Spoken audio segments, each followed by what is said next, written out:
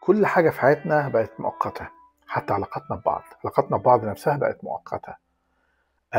الناس زمان كانوا المرتبطين ببعض كانوا بيحبوا بعض، بيختلفوا، بيتخانقوا ويرجعوا لبعض تاني. ليه؟ لأن هم كانوا شايفين إن علاقتهم دي مش مؤقتة، دي حاجة مستمرة لفترة طويلة. إنما دلوقتي كل حاجة عندنا بقت مؤقتة. بالنسبة لنا العلاقات بقت بمنتهى البساطة.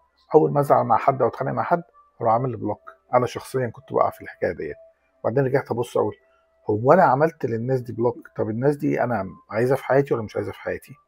لو عايزها في حياتي هيوصلوا لي تاني إزاي؟ لو حتى على سبيل إن هم يقولوا لي إن هم آسفين، الناس دي هتوصل لي إزاي؟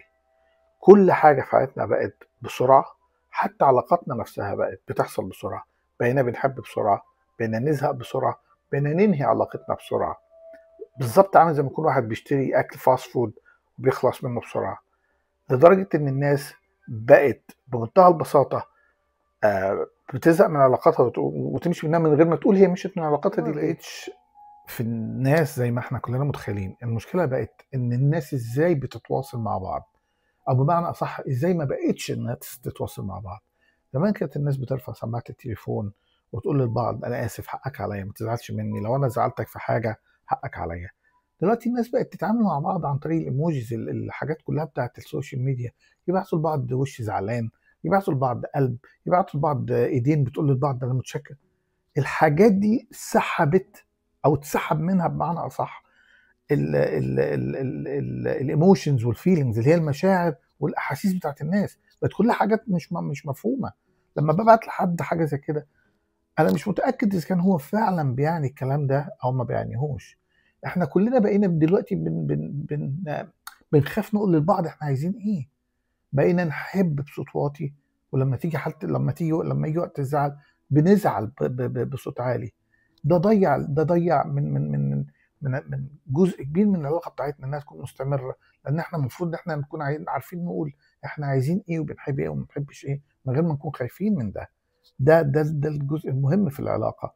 الحاجه التانيه، فكر كده، فكر امتى انت اتعاملت مع حد من غير ما تكون عندك احكام مسبقه عنه. فكر انت امتى اتعاملت مع حد وقلت له انا اسف، وانت كنت فعلا بتعني انا اسف، من غير ما تكون مستني ان الشخص ده يرد عليك ويقول لك انا اسف.